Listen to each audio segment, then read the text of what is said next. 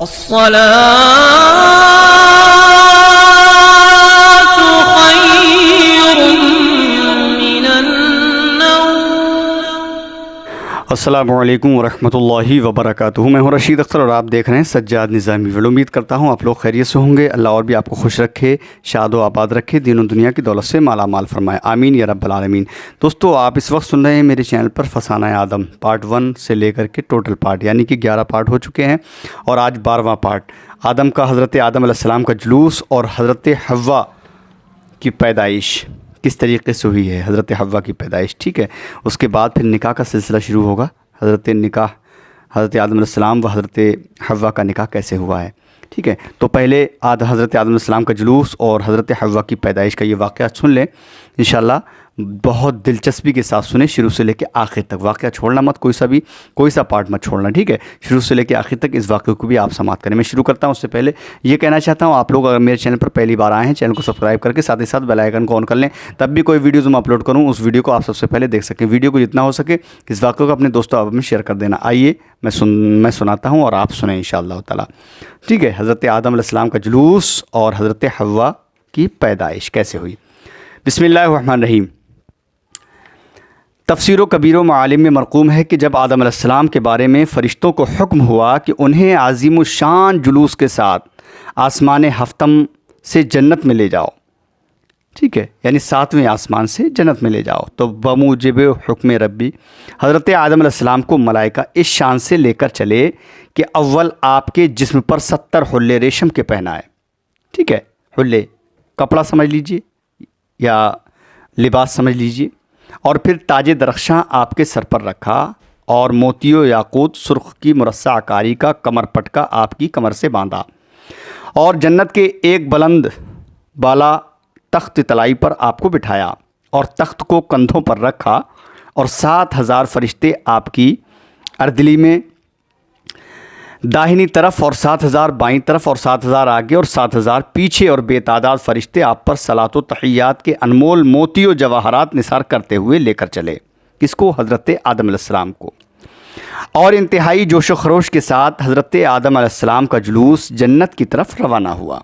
قدم قدم پر مقربین فرشتے آواز دیتے اور پکارتے ہیں کہ اے رضوان جنت، جنت کے دروازے کھول اور جنت کو انتہائی درجہ آراستہ و پیراستہ کر کہ آج آدم صفی اللہ و خلیفۃ اللہ تشریف لا رہے ہیں، یعنی اللہ کے خلیفہ تشریف لا رہے ہیں۔ چنانچہ فرشتوں کی آواز پر رضوان نے جنت کا دروازہ کھولا اور لکھو کھا کر فرشتوں کی مدد سے جنت کو آراستہ و پیراستہ کر کے خود آپ کے استقبال کے لیے جنت کے دروازے پر آ کر کھڑا ہو گیا کہ اتنے میں آدم صفی اللہ کی سواری یا جلوس جنت کے دروازے پر پہنچتا ہے، جہاں رضوان جنت نے بڑے تپاک سے آپ کا استقبال کیا، اور پھر خود اس ذیشان جلوس کے ساتھ حضرت آدم علیہ السلام کو لے کر جنت میں داخل ہوا۔ کون؟ دروغہ جنت حضرت رضوان علیہ السلام۔ جی ہاں، جب حضرت آدم صفی اللہ جنت میں پہنچ گئے تو آدم علیہ السلام کے نام حکم خداوندی آئے کہ اے آدم، میں نے تم کو اپنی قدرت کے ہاتھوں پیدا کیا اور تمہارا مٹی کا قالب بنا کر اس میں اپنی خاص روح دم کی۔ اب بہشت میں تم نہایت سرور و شادمانی کے ساتھ رہو اور جنت کی ہما نعمتوں سے بآرام تمام لذتیں حاصل کرو، مگر مجھ سے ایک عہد کرو اور اس پر پابند رہنے کا پورا خیال رکھو۔ آدم نے جنت میں داخل ہونے اور جنت کی ہما نعمتیں مل جانے کا ہزار شکریہ الہی ادا کیا، اور پھر تعجب کے ساتھ یہ دریافت کیا کہ اے میرے خالق و مالک، وہ کون سا عہد ہے جس کا مجھے پابند ہونا ضروری ہے؟ ارشاد علی اللہ فرماتا ہے، اے آدم، شیطان کا کہنا نہ ماننا، اور ولا تقربا هذه الشجرۃ، یعنی اس قسم کا جو گیہوں کا درخت ہے اس کے قریب بھی نہ جانا۔ چنانچہ آدم نے اسی وقت اللہ تعالیٰ سے عہد کیا اور اپنے اس عہد پر فرشتوں کو گواہ بنایا، اور پھر آدم بآرام تمام جنت میں رہنے سہنے لگے۔ اس کے بعد تمام جنت کی سیر میں مشغول ہوئے، چنانچہ ایک ایک جنتی فرزند کے محلات و باغات آپ کو دکھائے اور بتائے گئے۔ پھر آپ وہاں کی لامحدود نعمتوں سے مالا مال ہو کر زندگی نہایت خوشحالی میں گزارنے لگے۔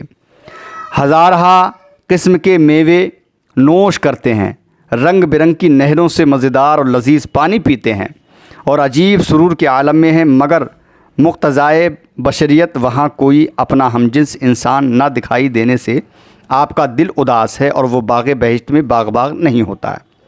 معلوم ایسا ہوتا ہے کہ حضرت آدم کو اپنے کسی مونس و ہمجنس کی تلاش ہے، اور ہمجنس یعنی انسان کی ازبط ضرورت ہے، یعنی عورت۔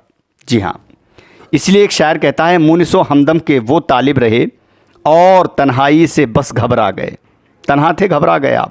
نعمتیں سب ہیں مگر مونس نہیں، پاس ہے اپنا نہ کوئی ہم نشیں۔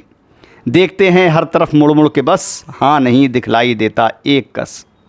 منہ سے کچھ کہتے نہیں انجان ہیں، دل ہی دل میں آپ بس حیران ہیں۔ اور رحم آیا آپ پر اس ذات کو جو ابھی دیتا ہے پتلی سات کو۔ اب یہاں سے آپ سنیں گے حضرت حوا کیسے پیدا کی گئی ہیں، سماعت کریں۔ تفسیر کشاف میں لکھا ہے، جناب رسول کریم صلی اللہ علیہ وسلم فرماتے ہیں کہ آدم کچھ ظاہر تو نہیں کر سکتے مگر دل ہی دل میں حیران ہیں، یعنی ظاہر بتا تو نہیں سکتے لیکن دل ہی دل میں حیران ہیں، اور آنکھیں ہر وقت اس بات کی متلاشی اور جویاں ہیں کہ یہاں سوائے فرشتوں کے کوئی تو ہم جنس یا اپنا مونس دکھائی دے، کہ اتنے میں خلاف آدم کو نیند آ گئی۔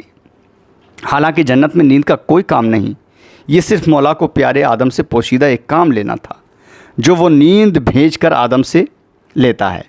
غرض کے آدم سو جاتے ہیں اور ان کو بڑی غفلت کی نیند آ گئی، بس آپ سوئے ہی تھے کہ یکایک آپ کا بایاں پہلو یا بائیں پسلی شک ہوئی، اور اس میں سے بنی بنائی حضرت حوا پیدا ہو گئی۔ سبحان اللہ، بائیں پسلی سے حضرت حوا کی پیدائش ہوئی، اور حضرت آدم کو اس پیدائش کی ذرا تکلیف نہیں ہوئی اور نہ آپ کی آنکھ کھلی، بلکہ آپ اسی طرح سوتے رہے۔ چنانچہ اللہ تعالیٰ نے حضرت حوا کو آدم جیسا حسین و جمیل و خوبصورت پیدا کیا، اور ان کا قد و قامت اور ان کی شکل و صورت بالکل حضرت آدم کی مشابہت اور انہی کی جیسی تھی، مگر کچھ باتوں میں فرق بھی ضرور تھا۔ یعنی ایک تو حضرت حوا کا گوشت بہت نرم اور نازک تھا، دوسرے رنگ بہت صاف و شفاف اور نکھرا ہوا تھا، تیسرے آواز بہت باریک اور مہین اور خوشتر تھی، چونکہ آنکھیں بہت زیادہ خوبصورت جن کی پتلیاں گہری سیاہی کے لیے سیاہی لیے ہوئے تھیں۔ پانچویں ناک حضرت آدم سے چھوٹی اور نہایت سبک تھی، اور چھٹی بات یہ کہ حوا کے دانت آپ سے کس قدر چھوٹے اور سفید موتی سے تھے۔ ساتویں ہتھیلیاں آپ سے بہت زیادہ نرم اور ریشم سی تھیں، یعنی حضرت آدم علیہ السلام سے یہ الگ تھیں آپ کی یہ چیزیں۔ اب آٹھویں چیز، حوا کے سر پر 7 زلفیں تھیں جو یاقوت اور موتیوں کے ساتھ قدرتی طور سے مرصع تھیں، جن میں سے مشک و عنبر کی خوشبو آتی تھی۔ اب آگے کیا ہوتا ہے وہ بھی سن لیں انشاءاللہ۔ غرض کے آدم سو رہے ہیں اور یہ حسن و جمال لیے ہوئے حضرت حوا آپ کے پاس بیٹھی ہیں، جو ٹک ٹکی باندھے حضرت آدم کو دیکھ رہی ہیں۔ سبحان اللہ۔ اتنے میں حضرت آدم علیہ السلام کی آنکھ کھلی، پس آنکھ کھلتے ہی دیکھتے کیا ہیں کہ ایک پیاری کلیجے میں بٹھا لینے کے قابل اپنے پاس موجود ہے۔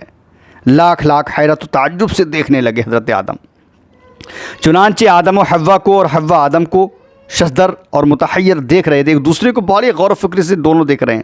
حضرت آدم حوا کو دیکھ رہے ہیں، حضرت حوا جو ہے حضرت آدم علیہ السلام کو دیکھ رہی ہیں، کیونکہ یہ تمام عالم میں پہلا وصال ہے، ابھی تک کوئی بھی وصل نہیں ہوا ہے، یہ پہلا وصل۔ جب دیکھتے دیکھتے حضرت آدم کو ذرا سکون ہوا تو فرمایا، تم کون ہو اور کہاں سے آئے ہو؟ اللہ اللہ۔ حضرت حوا نہایت مہین آواز میں فرماتی ہیں کہ میں تمہارے بدن کا ایک ٹکڑا ہوں، اللہ تعالیٰ نے مجھے تمہارا مونس بنانے کے لیے بھیجا ہے۔ یہ سن کر آپ کو اور بھی محویت ہوئی، اور اسی وقت اللہ رب العزت میں عرض کیا، یا ربی ای شیء ھذا، یعنی خداوندہ کیا چیز ہے یہ کہ مجھ کو اس کے دیکھنے سے راحت و تسکین ہو رہی ہے۔ وہاں سے جواب ملا کہ اے آدم، یہ میری لونڈی ہے اور تم میرے غلام ہو۔ اے آدم، میں نے تم کو مٹی سے پیدا کیا، اس لیے تمہارا نام آدم رکھا، اور اس کو حیوان یعنی تمہاری بائیں پسلی سے پیدا کیا، اس لیے اس کا نام حوا رکھا ہے۔